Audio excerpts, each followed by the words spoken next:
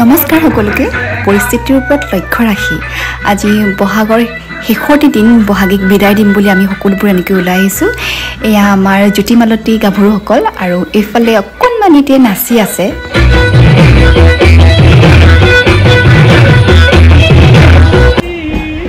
আৰু এয়া মঞ্চত হুঁচৰি বিহু পৰিৱেশন কৰি আছে আমাৰ যোৰহাটৰ মৰমৰ সপ্ত সমন্বয় গোষ্ঠী।